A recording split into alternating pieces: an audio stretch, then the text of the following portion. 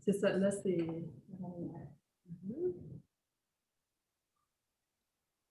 Il y a 14, 15... Ah oui, il y a du monde. Bonjour.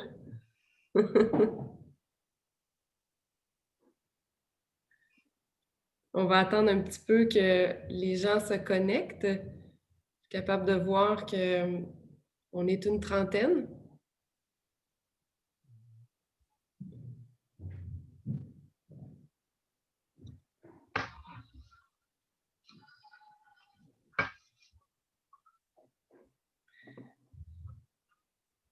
Donc peut-être que, ben là, on est 32. Donc, Geneviève, est-ce que tu penses qu'on devrait commencer?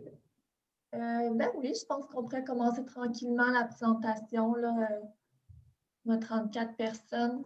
Je pense, oui. C'est bon? On peut commencer, oui. Parfait. Donc, bonjour. À noter que la présentation est enregistrée et va être disponible sur la chaîne YouTube de l'arrondissement, par le site web de l'arrondissement du Plateau Mont-Royal et Réalisons Montréal. Donc, la présentation va être suivie d'une période de questions-réponses. Je commence par me présenter, Mélanie Mignot du bureau NIP Paysage. Je suis membre de l'équipe de conception du projet La Place des Fleurs de Macadam, et avec Catherine Blain et Yves Pépin. Catherine Blain de notre bureau et Yves Pépin de EXP, qui sont ici aussi aujourd'hui tous présents pour présenter le projet. Donc, le projet, c'est le projet de la création d'un espace public qui a été initié par la Ville de Montréal et par l'arrondissement du Plateau Mont-Royal. Donc, les principaux acteurs au niveau municipal vont introduire le sujet et aussi résumer la démarche qui a débuté maintenant depuis quelques années. Donc, d'abord, un mot du maire de l'arrondissement, Luc Rabouin. Oui, bonsoir et bienvenue à la présentation publique des aménagements permanents de la place des Fleurs de Macadam. Nous espérons que vous partagerez notre grand enthousiasme face à ce projet de place publique verdie et résiliente qui remplace, rappelons-nous, une ancienne station d'essence. Donc, nous croyons que ce projet est exemplaire autant de par son processus que par son processus de planification, mais aussi par son design.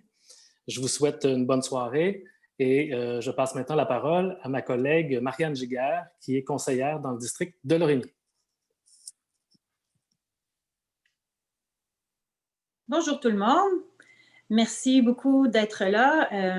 On peut peut-être passer à la diapositive suivante qu'on m'a demandé de vous présenter pour faire suite aux mots du maire Luc Rabouin. Donc, oui, moi, je suis conseillère dans Delormier et bon, la place Fleurs de Macadam, la place des Fleurs de Macadam, on va s'habituer à dire le nom correctement, place des Fleurs de Macadam. Elle n'est pas située dans le district de Lormier. Elle est quand même très, très centrale, là, on pourrait dire, là, vraiment au confluent des trois districts du Plateau Mont-Royal, donc aussi de Jeannemance et du Myland. Mais je suis aussi, en fait, ici en ma qualité de celle qui porte le dossier à la fois du verdissement et de la transition écologique pour le caucus de l'arrondissement du Plateau Mont-Royal. Parce que, comme on l'a dit déjà, comme vous en avez peut-être entendu parler, cette place-là, on l'a vraiment voulu exemplaire sur le plan de la résilience face au changement climatique. On a voulu vraiment que se reflète dans les aménagements, mais dans ce qu'on voit et dans ce qu'on ne voit pas, un souci de travailler dans ce cas-ci vraiment avec l'eau, avec les eaux de pluie, avec la météo, pour que déjà on retienne... Pardon? Ah, OK. Qu'on retienne les eaux de pluie de telle sorte qu'elles vont rester un petit peu sur la place et en changer l'allure, en changer l'ambiance pour ne pas se retrouver rapidement dans les systèmes de canalisation. Et c'est des choses, en fait, que nos professionnels vont pouvoir vous présenter beaucoup plus en détail pendant la présentation. Et on est vraiment heureux aussi, en fait, de tout le processus qu'il y a eu derrière cette place-là, donc on va vous décrire davantage plus loin, il me semble, parce qu'on a vraiment pris le temps de consulter tout le monde, de prendre le pouls, de prendre les commentaires, les suggestions de la population. C'est un endroit qui est très passant, donc on a eu beaucoup de monde qui sont passés là. Et on a pu faire au cours de 2 années des aménagements temporaires, des configurations temporaires avec des ambiances qui ont permis d'essayer des choses. Donc, c'est vraiment très organique et très participatif comme démarche de planification pour l'aménagement futur d'une nouvelle place publique au centre de l'arrondissement.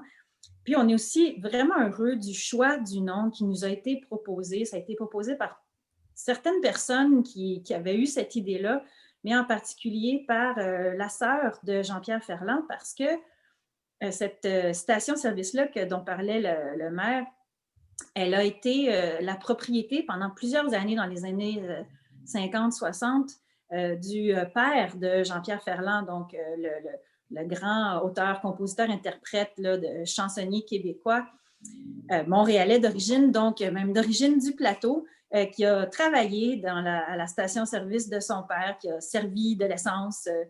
Et cette chanson-là, Fleur de Macadam, est une des premières chansons là, de M. Ferland. Et elle évoque vraiment très, très bien ce mix-là d'enfants qui grandissent en ville, dans un quartier qui est dense, dans un quartier qui est minéral, mais où on réussit à s'épanouir quand même comme des fleurs qui poussent dans les craques de l'asphalte.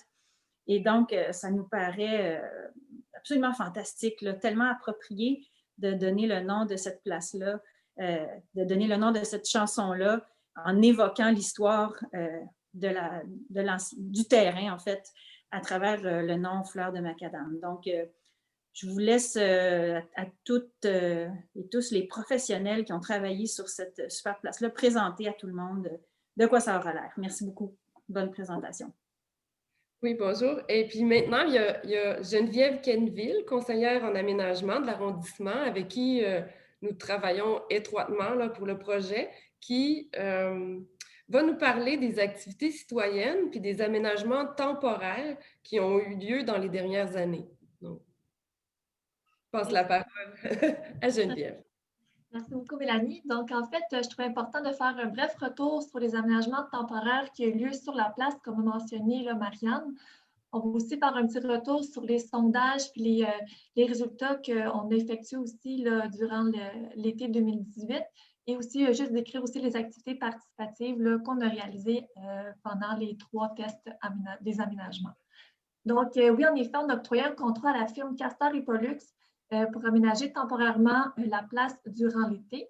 On a aussi demandé à Castor et Pollux, en collaboration avec Percolab, de faire des ateliers participatifs et des sondages pour bien évaluer ces aménagements-là. Donc, la première activité citoyenne qu'on a réalisée, c'est en novembre 2017. Donc, c'est un atelier de co-design, une session d'idéation pour relever les usages et les thématiques qui étaient souhaitées pour la place permanente. Donc, il y a beaucoup de choses qui ont ressorti, mais on a pu vraiment créer 3 grandes familles pour faire vraiment 3 cahiers de charges pour tester 3 aménagements complètement différents. Donc, le premier aménagement qu'on a testé au mois de mai-juin 2018, la thématique qui a ressorti, c'était se rencontrer, échanger, partager. Donc, on voulait inviter les gens vraiment à jouer, rencontrer du monde, manger, boire, interagir entre eux. Donc, on est venu proposer une place avec une place centrale qui était centrée autour de l'eau. Donc, on a installé des brumisateurs au centre. Donc, c'est une place ludique. C'est propice aussi aux échanges. Ensuite de ça, dans la place, on a intégré aussi des bacs de plantation, puis beaucoup de mobilier, donc des tables, des chaises, des bancs avec des dossiers sans dossier. Puis on a aussi intégré l'éclairage d'ambiance, des petites guirlandes de lumière pour avoir une belle ambiance en soirée. Durant le mois de mai-juin, on a fait une première activité citoyenne, donc c'était lors de l'inauguration. On a invité les gens à venir tisser les dossiers turquoise de l'aménagement, parce qu'on trouvait ça important aussi d'inviter les gens à venir se rencontrer, à tisser des liens entre eux. C'était super intéressant parce qu'il y a vraiment eu beaucoup de monde, donc c'était le fun de nous de voir que les gens étaient autant impliqués dans l'aménagement de cette place-là. Par la suite, Castor et Pollux, en collaboration avec Percolab, ont fait des évaluations de l'aménagement. Donc, les points positifs qui ont sorti de cette place-là, C'était la place centrale ludique, donc le point d'eau et l'espace de détente étaient super appréciés. L'élément négatif, en fait, les bancs étaient peu confortables, l'espace était trop vaste et dépouillé, il manquait de verdure et c'était pas assez ombragé. Donc, on a pris ça en note, on a fait un deuxième aménagement qu'on a testé au mois de juillet-août 2018. Donc, on est vraiment venu tester une autre thématique. La thématique, c'était se reposer, faire une pause. Donc, Castor et Pollux sont venus reprendre les modules du premier aménagement pour recréer un autre aménagement. Donc, on est venu créer une passerelle, en fait, qui divisait la place en deux. Donc, la place plus au sud, c'était plus avec des tables de pique-nique et des ombrières, donc une place un peu plus animée. L'espace au nord, c'est des pochettes, donc pour venir se rassembler en petits groupes, là, 2 ou 3 personnes. Puis en fait, la passerelle, ça servait aussi de détourner le piéton de l'avenue Mont-Royal, donc faire un petit détour, faire une pause, juste faire un parcours alternatif pour ralentir l'usager, parce qu'on voulait vraiment inviter les gens à venir manger, boire. Et le mot qui ressortait beaucoup dans les sondages, c'est le terme chiller, donc juste venir se reposer là, quelques minutes dans la place. On a aussi intégré dans cet aménagement-là des haut-parleurs avec une diffusion de sons de nature pour venir atténuer un petit peu la frénésie de l'avenue Mont-Royal. Donc, la conception sonore a été réalisée par Audiotopie en collaboration aussi avec la Ville sonore. Pour l'activité, en fait, l'atelier participatif qu'on a fait, c'était de venir peinturer la trame de la place au sol dans les rues Montana et Boyer, juste pour venir tester et amorcer une réflexion sur le potentiel de limite de la future place. Donc, comment venir ancrer la place dans le quartier. Donc, c'est intéressant parce qu'il y a encore eu beaucoup de monde, même des enfants. Ils étaient encore super engagés dans l'aménagement de la place. Puis ça venait aussi nous faire réfléchir aussi pour la place permanente, à voir l'assiette du parc, comment on pourrait s'amuser avec. Encore une fois, on a évalué la place. Donc, les points positifs, c'était les usagers multigénérationnels. Donc, on a vu une plus grande fourchette d'âge utiliser la place. Les tables, les jardinets, plusieurs espaces qui permettaient d'être plus ou moins isolés, donc les petites pochettes, les guirlandes de lumière et les effets sonores. Les aspects négatifs, donc trottoir surélevé, là, par son accessibilité universelle était peut-être moins évidente. Les agrégats de pierre au sol et pas assez ombragés. Donc, c'est sûr que l'agrégat au sol, qui était la pierre concassée, c'est un moyen facile et peu coûteux de venir unifier la place, mais évidemment, ce n'est pas du tout ça qu'on propose là, pour le projet permanent. Ensuite, on a testé un troisième aménagement avec une autre thématique. C'était se divertir, se cultiver. Donc, on est venu encore une fois repositionner les modules pour créer une grande scène pour l'événementiel. On est venu aussi un petit peu plus libérer l'espace devant la scène pour les rassemblements lors des événements. On a installé des ombrières aussi de part et d'autre de la place avec des tables en dessous là, pour venir manger sur l'heure du midi. Et derrière la scène, on est venu faire une transition végétale qui fait office aussi de tampon là, pour diminuer le bruit là, pour le voisinage. Donc, on est venu aussi bonifier la végétation là, dans la place. Donc, pour cette thématique-là, on encourageait les gens à se divertir, se cultiver et interagir entre eux. L'atelier participatif, en fait, pour cet aménagement-là, on a voulu réunir les gens autour de l'identité et de l'histoire de la place. Donc, on a trouvé la thématique de nommer la place parce qu'on trouvait que c'est intéressant de la nommer parce que c'est faire exister la place dans l'imaginaire collectif. Donc, comme a mentionné Marianne, il y a eu plusieurs idées qui ont ressorti de cet atelier-là, mais on a vraiment tombé en amour avec l'idée de la nièce, en fait, de Jean-Pierre Ferland, qui était la place des Fleurs de Macadam.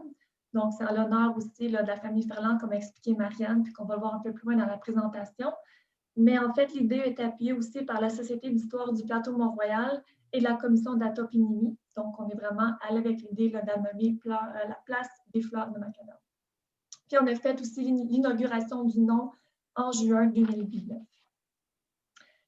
Pour l'évaluation, pour l'aménagement numéro 3, donc les points positifs qui ont sorti, c'était la scène, l'éclairage, le fond de la scène qui était végétal, donc avec la variété d'arbres qu'on est venu ajouter, et les grandes tables pour les groupes là, sous les ombrières. Pour les aspects négatifs, en fait, il manquait toujours de bancs, de verdure, d'ombre et d'eau.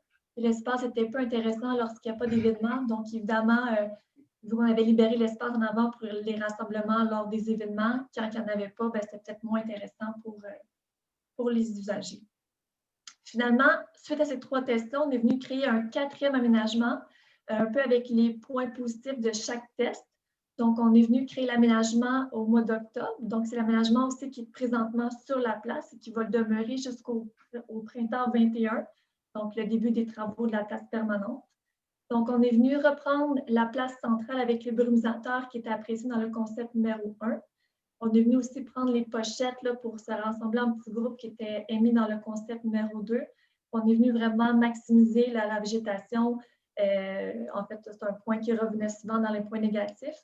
Mais il faut savoir aussi que c'est un aménagement qui est temporaire. Donc, on est venu planter comme on pouvait aussi de façon temporaire. Finalement, aussi, dans le contrat de Castor et Pollux, on a demandé aussi de faire un rapport de recommandation pour créer des balises d'aménagement pour en prendre en considération, puis aussi les transmettre aux consultants qui allaient faire les plans de vie là, pour la place permanente. Donc, on pourrait le résumer rapidement. En fait, il fallait absolument créer un îlot de fraîcheur avec un espace verdoyant pour générer confort et biodiversité. Il fallait aménager un espace public tourné autour de la brume pour améliorer l'expérience de l'usager et le rafraîchir. Il fallait répondre minimalement aux 6 usages dominants et récurrents, dont faire une pause, se reposer, manger, observer la vie de l'avenue Mont-Royal, et exprimer sa créativité. Finalement aussi, il fallait offrir des possibilités d'appropriation seule, à 2 ou en groupe, donc en diversifiant la demande en fait pour le mobilier, donc table, chaises longues, bancs pour être seul ou en groupe. Puis aussi un éclairage d'ambiance, tout ça aussi intéressant en soirée. Parallèlement à tout ça, on a travaillé aussi avec le Vinci Consultant pour des études de faisabilité pour une place résiliente, comme mentionné Marianne. Donc, il fallait comprendre les impacts et les contraintes à respecter là, pour un projet réaliste, puis émettre des paramètres aussi à respecter là, pour remettre aux consultants. On a aussi travaillé avec l'atelier Hublot. Ça, c'est un peu plus des ateliers à l'interne avec les contremaîtres, les jardiniers, l'école bleue. En fait, tout pour l'aspect entretien et acceptabilité aussi sociale d'une telle place. Donc, on voulait s'assurer que nos équipes sont sensibles à l'aménagement d'une place résiliente, au fonctionnement, puis que la place perdure dans le temps également. Bien évidemment, aussi, on s'est fait épauler par le service de l'eau pour tout ce qui est réglementation en vigueur sur l'usage et la gestion des eaux de pluie également. Donc, ça résume assez rapidement les analyses, puis toutes les consultations, les activités participatives qu'on a faites pour être bien outillés pour proposer un projet permanent là, que l'équipe de Nid Paysage et Services EXP va vous présenter dans les prochaines diapos. Merci.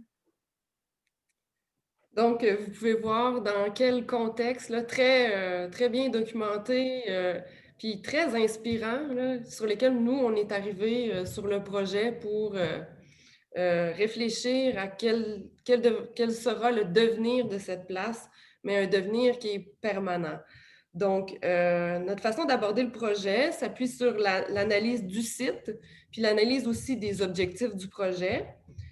Donc, je vais faire un survol, en fait, des bases sur lesquelles s'appuie la conception. Donc, au point de vue du contexte, l'emplacement du projet est dans un contexte stratégique. On voit ici le cercle au milieu de l'image. Le projet est situé dans un secteur où les espaces verts sont rares. Si on remonte dans l'histoire, le lien du site avec la montagne est important. C'est un lien qui a perduré jusqu'aujourd'hui en étant en bordure de l'avenue du Mont-Royal qui offre une vue cadrée sur la montagne. Il y a aussi le patrimoine hydrologique qui a été examiné en lien avec la création d'un Water Square. On remarque que le ruisseau du Mylène qui passait près du site, on voit le site qui est toujours le point turquoise, mais c'est un ruisseau qui aujourd'hui est disparu. Le projet s'inscrit dans un mouvement écologique visant à ramener les eaux en surface lorsque les usages urbains le permettent. Donc, et pour ce qui est des analyses d'occupation du site, ben là, il y a Marianne et Geneviève qui ont parlé de l'histoire récente, mais pour ce qui est de l'histoire plus ancienne, on remarque qu'à la fin du 19e siècle, le site est en bordure d'une terre agricole, ici. On remarque aussi qu'au fil du développement urbain, le site n'a jamais été construit Et puis, dans les années 30, on voit apparaître l'occupation par la station-service. Maintenant, pour ce qui est des objectifs du projet, l'objectif numéro 1 est la création d'un Water Square. Donc, malheureusement, on n'a pas trouvé de terme français pour le mot Water Square. Alors, si vous en connaissez un, on est intéressé. Alors, c'est quoi, par définition, un Water Square? Un Water Square, c'est une place qui gère et qui traite les eaux de ruissellement in situ, c'est-à-dire sur le site, par des surfaces perméables et par des contrebas qui permettent de contenir l'eau des événements de pluie quotidiennes, mais aussi des grands événements de pluie centenaires. Un Water Square, c'est un espace public qui a des usages, mais qui sont compatibles avec la gestion des eaux. Et c'est un espace qui met en spectacle le cycle de l'eau. Et finalement, un Water Square, c'est une pratique d'avant-garde, mais qui devient aujourd'hui, avec les changements climatiques, la hausse du niveau des eaux, un incontournable, ça devient la norme. Donc, pour désengorger le système d'égout actuel, tel qu'on voit ici la problématique, l'image en haut, le Water Square devient comme une façon d'aménager qui contribue à apaiser les problèmes encourus actuellement. Donc, le deuxième objectif du projet, c'est de donner vie à la chanson « Les fleurs de macadam » de Jean-Pierre Ferland. On a déjà décrit la chanson très bien, là, où est-ce qu'on voit la force de la jeunesse, la force de la vie dans un contexte plutôt rude. Donc, c'est très inspirant. Et on arrive ici avec une image concept qui rallie les deux objectifs. Donc, une perforation dans le bitume peut être une opportunité au développement végétal. Donc, partant de là, plus concrètement et spatialement, les grands principes d'aménagement qui ont guidé la conception sont premièrement l'élargissement de l'assiette du parc, c'est-à-dire qu'on a éliminé quelques espaces de stationnement pour élargir puis profiter au maximum de l'espace pour la place. La création d'un cœur, on voit ici que les trottoirs entrent dans la place et au milieu, dans l'intersection, viennent créer un cœur. Il y a la gestion écologique des eaux qu'on a déjà parlé aussi, la variété d'options pour se reposer, pour s'asseoir, offrir beaucoup pour que les gens soient bien puis qui s'approprient les espaces. Et aussi d'amener une végétation qui est inspirée du Mont-Royal, qui est inspirée en fait de la végétation indigène du lieu. Donc, j'invite maintenant Catherine et Yves Pépin qui vont vous décrire la conception plus en détail.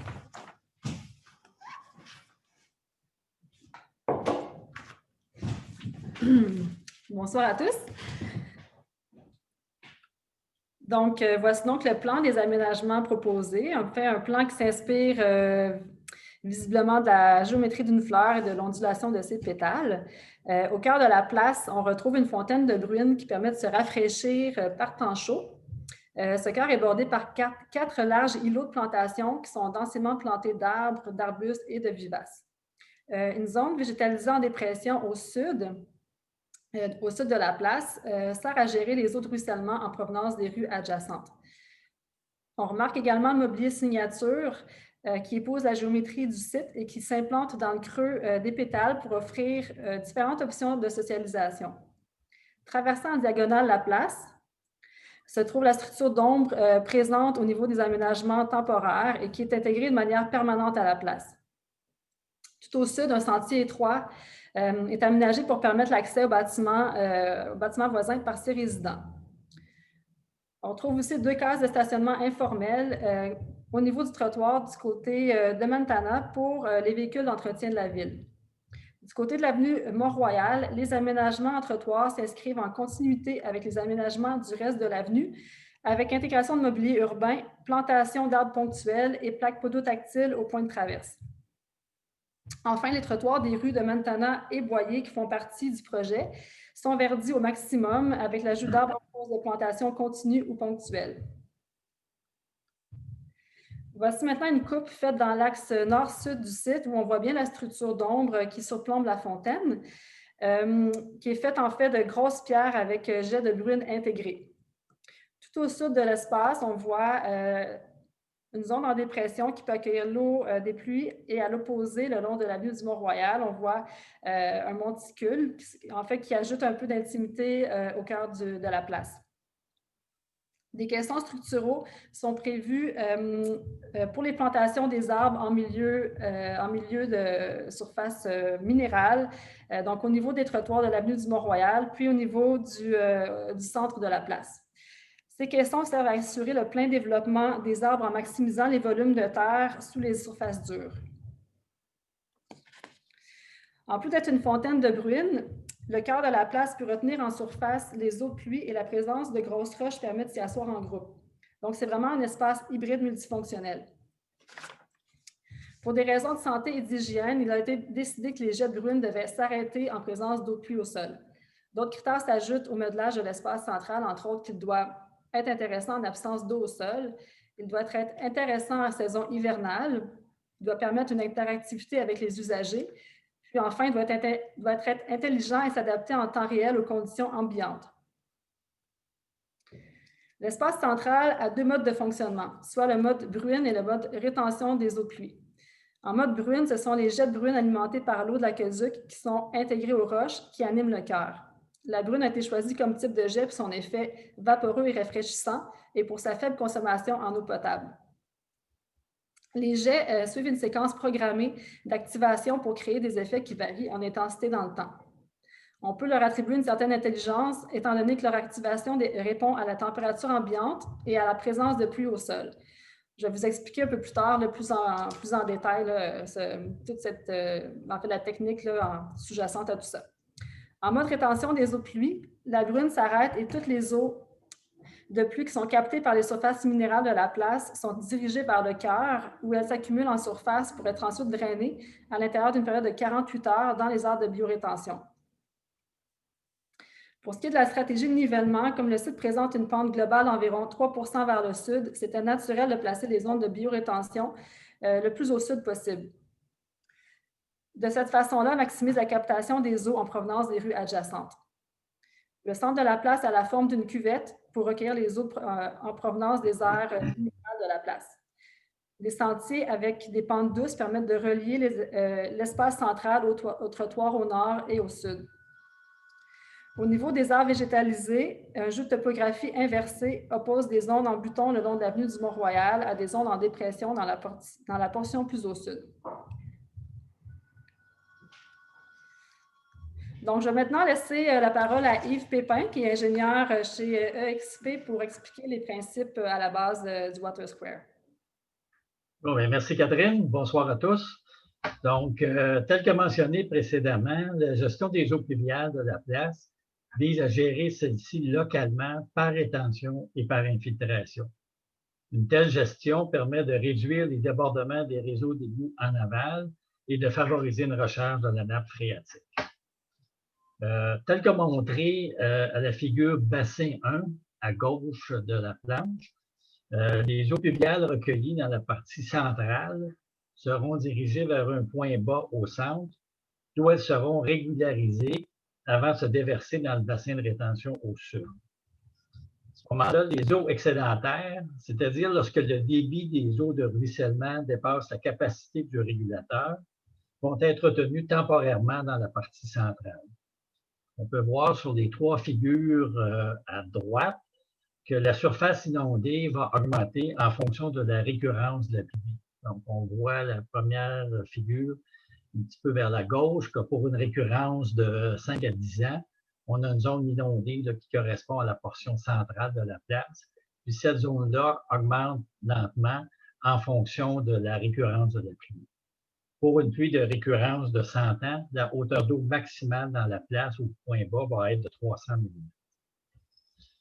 Par ailleurs, tel que montré à la figure bassin 02, les eaux pluviales d'une partie de l'avenue Mont-Royal, ainsi que des rues Mentona et Boyer, seront dirigées vers le bassin de rétention au sud. À ce moment-là, les eaux pluviales vont être infiltrées dans le sol pour des pluies de récurrence de moins de 25 ans. Pour des pluies de récurrence plus grandes, ces eaux-là vont être retenues temporairement dans le bassin du sud. Merci. Donc, merci Yves. Donc, Catherine, tu peux prendre la suite. Oui. Donc, pour la surface au sol, on a misé sur une surface unifiante qui vient lier la place au trottoir de la ville. Comme les trottoirs sont en béton, pour nous, c'était naturel de poursuivre avec ce matériel pour donner l'impression que les trottoirs font partie intégrante de la place. Le béton a aussi l'avantage d'être durable, facile d'entretien, antidérapant et à albédo élevé, donc qui réfléchit la lumière du soleil. Il permet aussi l'ajout de motifs au jet de sable qui consiste en fait à exposer les agrégats contenus dans le béton sur une surface définie. Afin de rendre hommage aux fleurs de macadam, communément appelées les mauvaises herbes, un motif a été élaboré à partir de photos de diverses plantes issues de l'herbier du Québec, qui est en fait une ressource Internet où on va retrouver vraiment une grande panoplie, un inventaire de spécimens végétaux. 14 espèces typiques de Montréal ont été choisies, dont la verge d'or, la carotte sauvage, le pissenlit et la veste jargeau, et ont été vectorisées afin de créer les gabarits pour la réalisation de motifs de fleurs géantes au sol. La disposition des fleurs au sol fait référence à la dispersion de pétales ou de feuilles sur une mare d'eau. Pour ce qui est de l'espace central, une bordure de granit arasé avec profil biseauté de 400 mm de large délimite la zone en cuvette et permet de maximiser la rétention d'eau au centre. Sur cette bordure sont gravées les paroles des 3 premiers couplets de la chanson « Les fleurs de macadam » de Jean-Pierre Ferland. Afin de marquer et de rendre tangible l'accumulation d'eau de pluie au centre de la place, des lignes de repère au jet de sable sont gravées dans le béton avec leur valeur de quantité d'eau associée en millimètres. Au travers de ces lignes de repère, de grosses pierres de rivière sont disposées au sol de manière à dégager de petits sentiers informels permettant de traverser la place plus rapidement en diagonale. Comme dit précédemment, ces pierres peuvent servir de banc quand la fontaine de Brune n'est pas en action, par exemple lors de petits événements ou simplement pour attendre des amis ou se reposer. De grosses pierres de rivière sont également prévues au fond des aires de biorétention et viennent amplifier l'effet de lit de rivière à cet endroit. Notre choix s'est arrêté sur les pierres de rivière, étant donné qu'elles n'ont pas d'arête tranchante, puis qu'elles sont disponibles en forme, en couleur et en dimensions variées. 3 formats différents de pierres sont ciblés pour des hauteurs hors sol une fois mises en place allant de 300 à 600 mm. Des jets de bruine et de nuages de pluie à faible consommation en eau sont intégrés à certaines de ces grosses roches pour créer un tableau animé qui serait en activité à partir du printemps jusqu'à l'automne. 4 types de jets sont prévus, dont des jets de bruine de 3 intensités différentes et des jets de nuages de pluie qui consistent en des jets qui sont à mi-chemin entre le jet d'eau et le jet de bruine, donc plus rafraîchissantes et plus sonores. L'ensemble de ces jets est régulé par 2 types de sondes pour répondre aux conditions ambiantes. Donc, une sonde de température qui permet l'activation des jets à partir d'une température ambiante de 10 degrés Celsius, puis une sonde de niveau d'eau qui stoppe les jets lorsqu'une accumulation d'eau est détectée au sol. On propose une séquence de jets qui serait programmée et qui se répéterait durant un cycle de 15 minutes, comprenant 10 minutes d'activité et 5 minutes sans jet. Pendant les 10 minutes d'activité, les jets suivent une chorégraphie où l'action des jets s'additionne pour culminer à un climax qui serait suivi par un moment de moyenne intensité avant que tout s'arrête pour 5 minutes. Donc, évidemment, il y a toutes sortes de séquences qui sont possibles et qui peuvent être programmées selon l'effet voulu. Je vais donc laisser Yves reprendre la parole pour expliquer les équipements en lien au drainage. Donc, c'est ça. Pour les équipements en lien avec le drainage, il faut d'abord noter l'aménagement de 5 points d'entrée par bordure abaissée au bassin de rétention, des eaux de ruissellement qui sont en provenance de l'avenue Mont-Royal et des rues Mentona et Boyer. On peut noter également, plus au sud, du côté de la rue Mentona, un point d'entrée par caniveau. On voit exactement cet endroit-là. Donc, à chacun de ces points d'entrée-là, il va y avoir une unité de traitement qui va être aménagée. Ces unités-là visent à capter les matières solides présentes dans les eaux de ruissellement avant qu'elle soit déversée dans le bassin de rétention. Au niveau des équipements en lien avec le drainage, il faut noter également la mise en place de ponceaux rectangulaires sous les sentiers piétonniers dans la partie sud de la place pour assurer l'interconnectivité entre les aires de biorétention. Finalement, on peut noter aussi la présence de pierres de rivière dans le fond du bassin de rétention pour principalement prévenir l'érosion du fond du bassin de rétention. Donc, pour ce qui est du mobilier, le long banc modulaire, parfois avec dossier, parfois sans dossier, épouse la géométrie du site en alternant sections courbes et droites. Cette flexibilité permet de créer de larges alcôves en bordure des lits de plantation et de mettre en place des configurations variées qui permettent une appropriation tout aussi variée par des gens seuls ou en groupe. En plus des bancs modulaires, on retrouve des bancs droits sans dossier pour compléter les assises des tables de pique-nique, ainsi que des chaises longues dans la portion la plus calme du site, qui sont soit dirigées vers le cœur de la place ou vers la biorétention.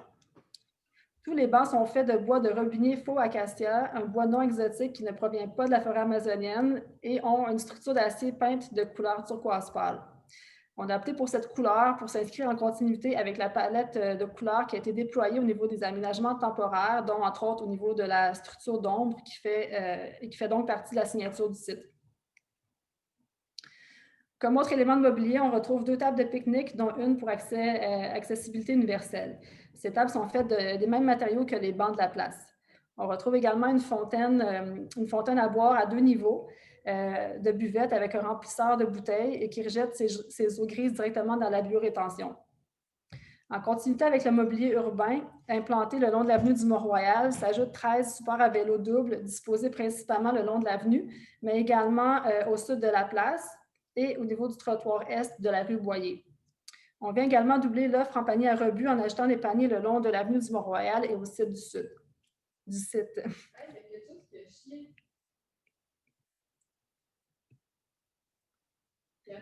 Oui. Est-ce que vous m'entendez? Oui, OK, Geneviève m'entend. OK, désolée, on pensait qu'il y avait quelque chose, un bris technique. Bon, je continue.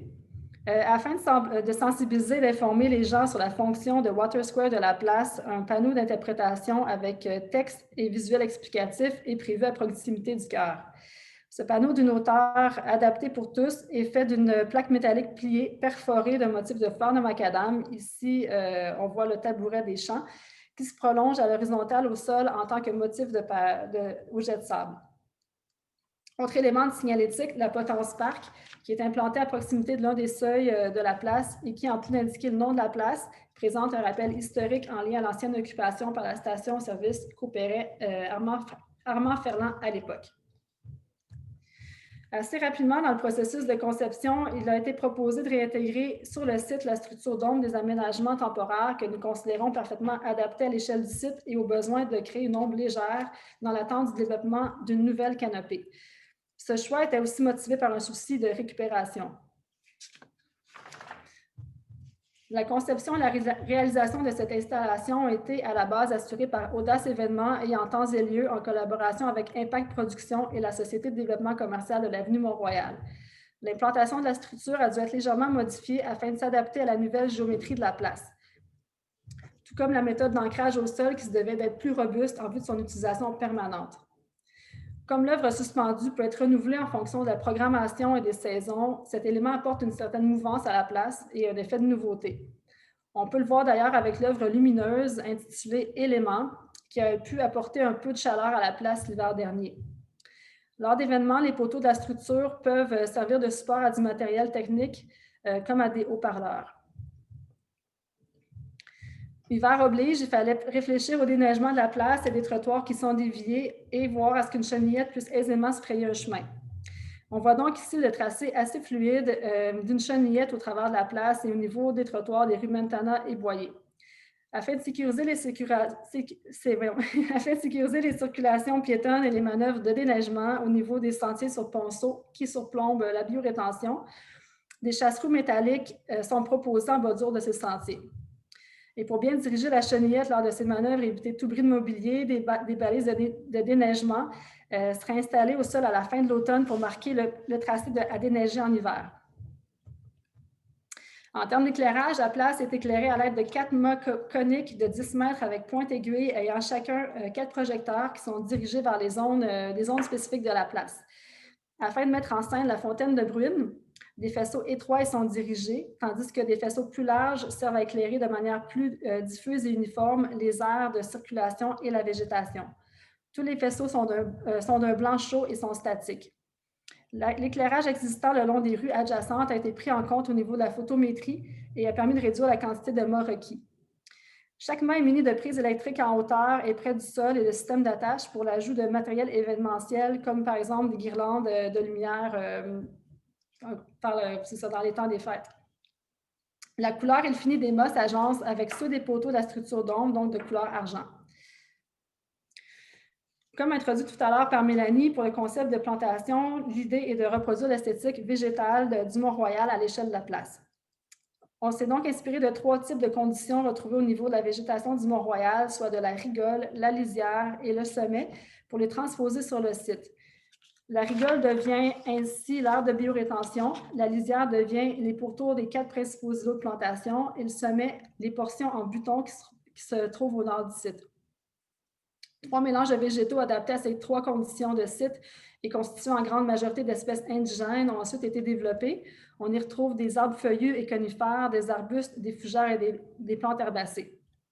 Donc, pour le mélange pour la biorétention, on retrouve des plantes qui sont capables de s'adapter et de tolérer des conditions particulières de croissance, comme une alternance entre des périodes d'inondation et de sécheresse et l'exposition à de fortes concentrations en sel de déglaçage. Donc, je rappelle ici que les aires de biorétention vont gérer toute l'eau des rues, donc on s'imagine l'hiver que les eaux vont être fortement chargées en sel. La hauteur moyenne des plantations au sol est ici de 1,5 m. Le mélange pour lisière est le mélange le plus fleuri parmi les mélanges. Il est composé principalement d'espèces herbacées et de fougères avec des arbres feuillus, dont des arbres multitrons. Les espèces sont résistantes à la sécheresse et ont une certaine tolérance au sel de déglaçage. La hauteur moyenne des plantations au sol est de 1 m dans ce cas-ci. Pour le mélange pour monticules et lits de plantation, un souci a été apporté à la hauteur moyenne des plantations au sol afin de préserver le lien visuel entre les trottoirs et le cœur de la place. Les espèces choisies sont tolérantes à la sécheresse et aux conditions urbaines. Finalement, on a opté pour des arbres à grand déploiement, à feuillage léger et découpé pour les arbres de rue et les arbres en surface minérale de la place afin de créer une ombre légère au sol, donc au sol au niveau des rues, des trottoirs et du cœur. Donc, voici donc en image des aperçus des aménagements futurs à différents moments de la journée et à différentes saisons. Ici, on voit la place lors d'une belle journée d'été avec la fontaine de Bruine en action et les plantations à leur pleine maturité.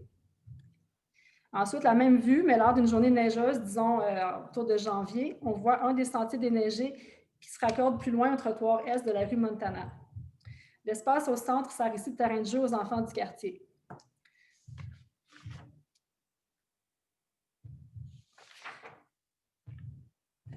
Donc maintenant ici, on est vraiment au cœur de la place en début de soirée lors d'une pluie de récurrence 5 ou 10 ans. L'espace à l'intérieur de la bordure de granit est complètement inondé, la fontaine de Bruine à l'arrêt. Les plus téméraires, ou plutôt les mieux équipés, traversent cette mare temporaire, tandis que la plupart des gens décident de la contourner. Les gens prennent conscience de l'intensité de la pluie en cours en évaluant la hauteur de l'eau à l'aide des lignes de repère au fond de la fontaine. Enfin, la même vue lors d'une journée d'automne, enfin une fin de journée d'automne, on s'imagine qu'il fait autour de 8-9 degrés Celsius étant donné que la fontaine est à l'arrêt. Les gens profitent de l'absence d'eau pour s'asseoir sur les roches et occuper l'espace à plus ou moins de 2 mètres de distance, évidemment. L'hiver s'en vient, on tente de profiter des derniers moments de lumière de la saison. Je termine donc sur une citation de Jean-Pierre Ferland recueillie lors de l'officialisation du nom de la future place des Fleurs de Macadam. Je suis très heureux de cet hommage à mes parents Armand et Anna qui ont réussi à faire fleurir une belle famille dans un terreau d'asphalte. Vive le plateau Mont-Royal! Donc, merci à tous pour votre écoute. On va maintenant passer à la période de questions. Donc, il y a l'outil, en fait, Q&A, en fait, question, bon, c'est plus anglophone, question and answer. Donc, vous pouvez écrire vos questions dans cet outil-là, puis nous, on va y répondre oralement. Donc, tout le monde intéressé à en savoir plus sur le projet, n'hésitez pas, écrivez-nous des questions, puis on va se faire vraiment, on va essayer au mieux de notre connaissance d'y répondre.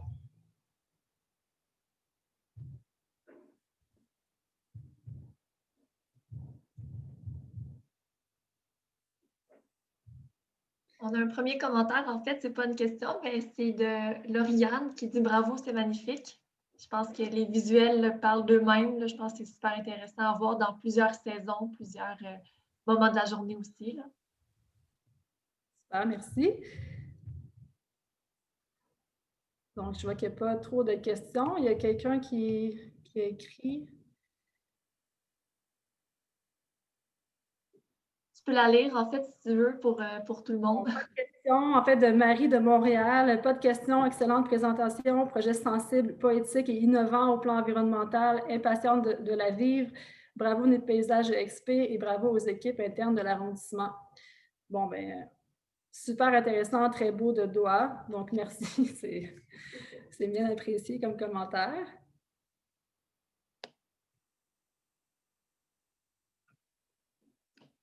On peut attendre quelques minutes, voir si des gens sont en train de rédiger des questions ou des commentaires. Sinon, en fait, comme elle a mentionné, Mélanie, en début de présentation, le lien de la présentation audio va être aussi sur la page là, YouTube de l'arrondissement. Puis là, le document PDF va être sur la page de Réalisons Montréal et la page aussi Internet de l'arrondissement du Plateau. Donc, vous pourrez les consulter puis émettre vos commentaires aussi par la suite si ça ne vient pas sur le vif comme ça aujourd'hui. Oui, bien, il y a une question qui porte sur les arbres. On se demande si les arbres vont être plantés à maturité ou de quel calibre ils vont être plantés. Fait que peut-être que Catherine, tu peux répondre. Non, en fait, les arbres ne seront pas plantés à maturité, étant donné que c'est difficile à trouver. Puis, en fait, la reprise ne serait vraiment pas idéale au niveau des racines. Donc, nous, ce qu'on privilégie, c'est de vraiment planter des arbres de calibre entre 50 et 70 mm au niveau du diamètre du tronc. Donc, c'est des arbres qui vont avoir une reprise assez rapide. Donc, au bout de 5 ans, là, il va y avoir une ombre quand même intéressante, là. C'est bien. Il y a une autre question qui porte sur les événements. On se demande s'il y a un espace qui est réservé pour la tenue d'événements. Ben, en fait, si je peux répondre, là, je vais juste fermer. OK. En fait, c'est sûr que l'espace central est assez polyvalent. C'est sûr que pour de petits événements, il y aurait la possibilité d'installer, mettons, une petite scène ici, puis avoir en fait la fontaine de Brune à l'arrêt pour que les gens puissent s'asseoir au centre ici, au niveau des roches et au niveau des bancs autour. Donc, c'est ça. C'est vraiment pour des petits événements, mais il n'y a rien de formalisé à cet effet-là au niveau des aménagements. Une autre question porte sur les roches. La provenance de ces roches-là, ça vient d'où? En fait, c'est ça, c'est vraiment des roches de rivière. En fait, on en retrouve soit dans les rivières, soit dans les sablières. En fait, c'est des roches qui ont été, au fil du temps, polies naturellement. Donc, ce n'est pas des pierres qui proviennent de carrières. Donc, c'est ça, ça peut se trouver au Québec. Je sais qu'il y en a en Ontario aussi, puis il y a toutes sortes de grosseurs disponibles. Là, donc, c'est vraiment, il va falloir vraiment aller sur un site, en fait, à des endroits où ils fournissent des pierres, puis aller les choisir vraiment chacune, là, en fait, comme un petit bijou qu'on va choisir. Donc, je ne sais pas si ça répond à la question. Il y a une petite question aussi sur le choix du bois, l'acacia, pour le mobilier.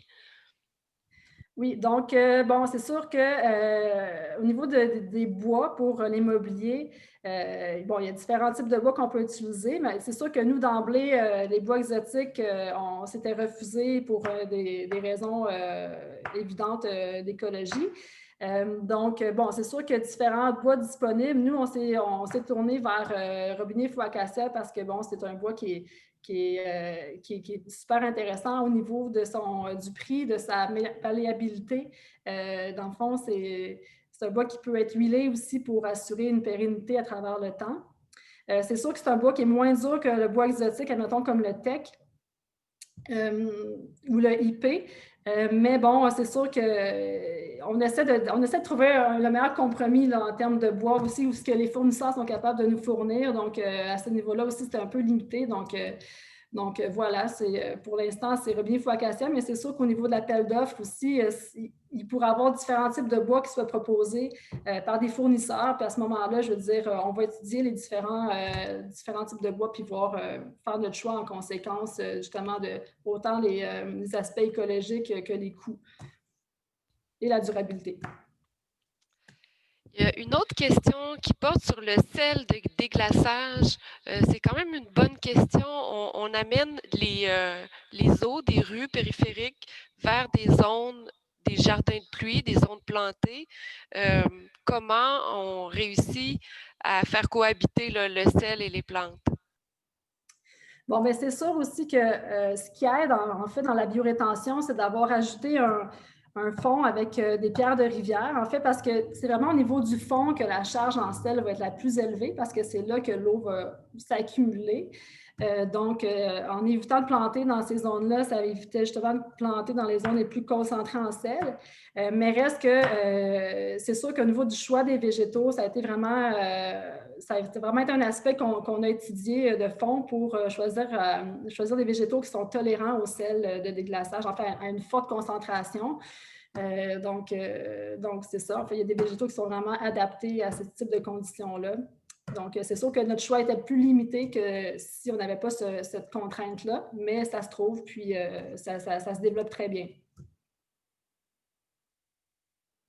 Bien, bien là, c'est sûr qu'il y a beaucoup de questions, mais je pense que j'ai réussi à couvrir la plupart des questions avec ce que j'ai pu dire. Il y a beaucoup aussi de gens qui sont heureux de voir ce qu'ils ont vu, qui ont très hâte de voir le projet se réaliser puis de le vivre.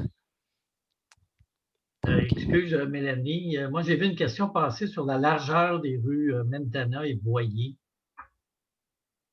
Ah oui. Ça serait peut-être bon juste de préciser là, que l'assiette de la place là, a été augmentée, puis que la largeur des rues a été effectivement réduite.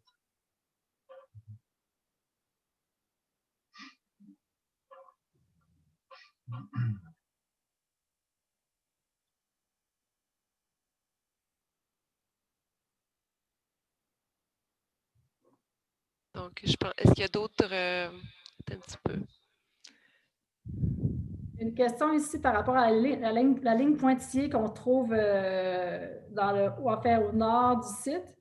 En fait, c'est juste une ligne pointillée qui montre un potentiel d'élargissement de l'assiette du trottoir. Étant donné qu'en ce moment, il n'y a pas de place de stationnement permise devant la place, si l'arrondissement est intéressé dans le futur à faire un élargissement, il pourrait le faire. Bon, c'est vraiment comme une idée comme qu'on avait, mais bon, il n'y a rien de... Ça ne fait pas partie du projet du tout. C'était vraiment c'est ça, un potentiel d'élargissement de trottoir.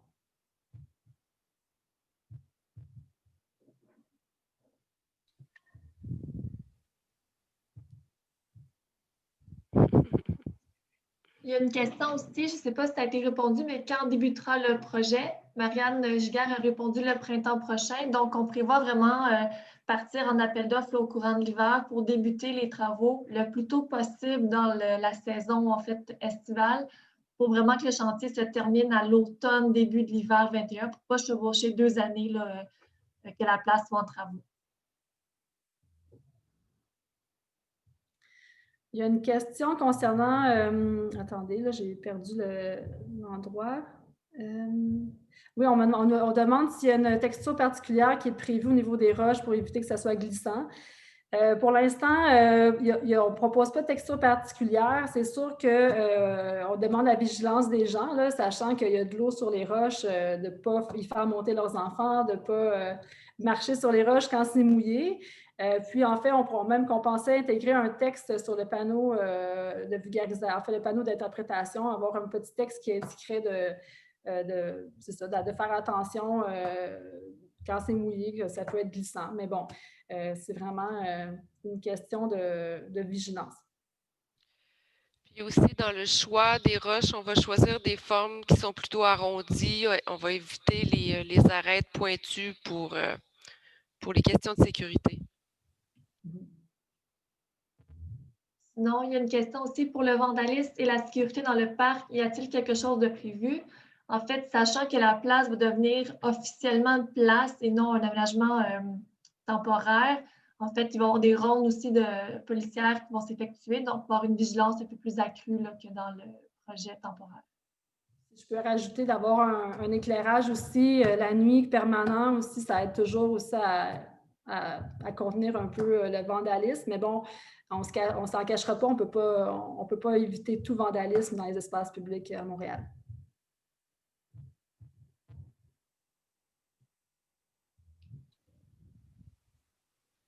Il y a une question concernant la hauteur maximale de l'eau dans le centre de la place. Yves, je te laisserai y répondre.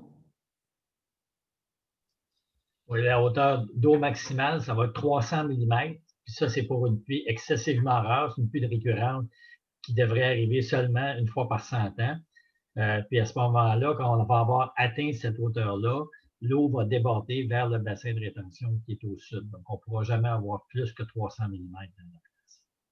Mais de façon générale, pour des pluies, je dirais, inférieures à 25 ans, la hauteur d'eau maximale, c'est plutôt de l'ordre de 100 à 150 mm. Puis tu pourrais peut-être me corriger, Yves, mais la hauteur, en fait, le 300 mm, en fait, en 48 heures, il va vraiment s'en aller dans les fosses de bio. Puis probablement dans un temps beaucoup plus court que ça. OK.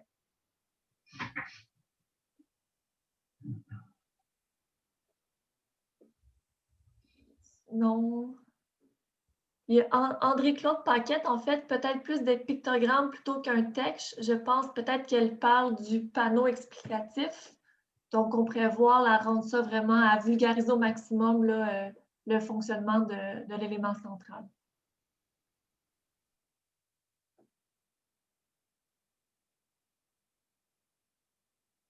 En fait, je pense que ça fait le tour, à moins que je n'aie pas vu d'autres questions. Mélanie, je pense que tu gérais pas mal les questions. Oui, ben, tu sais, oui, ça fait pas mal le tour. Il y a quelques questions qui portent sur des sujets. Ben, on peut y aller avec celle sur les camions d'épicerie. Est-ce qu'on peut limiter le nombre de camions qui passent du côté de l'épicerie? Ça serait plutôt de l'ordre municipal. En fait, les camions de l'épicerie utilisent souvent le trottoir pour se stationner, pour être en attente, je pense. En fait, si Paul peut préciser, mais en fait, je sais que la zone de livraison sur la rue Boyer, là, devant en fait l'Intermarché, est conservée. Donc, si les camions sont en attente de livraison, ils peuvent se stationner ici et non sur le trottoir. Je ne sais pas qu'est-ce qu'il voulait préciser là, dans sa question. Il y a une autre question qui concerne un peu le municipal. Ça dit, est-ce que le motif de fleurs dans le béton pourrait éventuellement être mis sur les trottoirs adjacents à la place, comme le long de Mont-Royal ou des rues autour? On peut explorer l'idée. En fait, on peut voir, on peut explorer l'idée sans problème.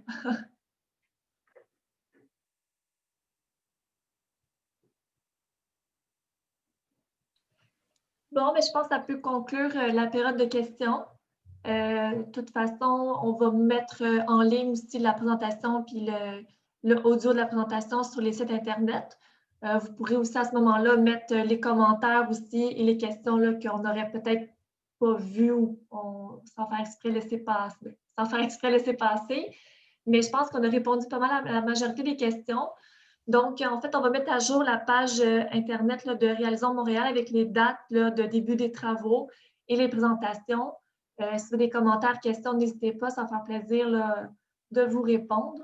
Donc, merci beaucoup d'avoir été présent, en fait, virtuellement à la présentation publique. Donc, on s'adapte en temps de COVID, mais c'est intéressant parce qu'on était une 60aine de personnes à la présentation. Donc, merci beaucoup et passez une belle soirée. Merci.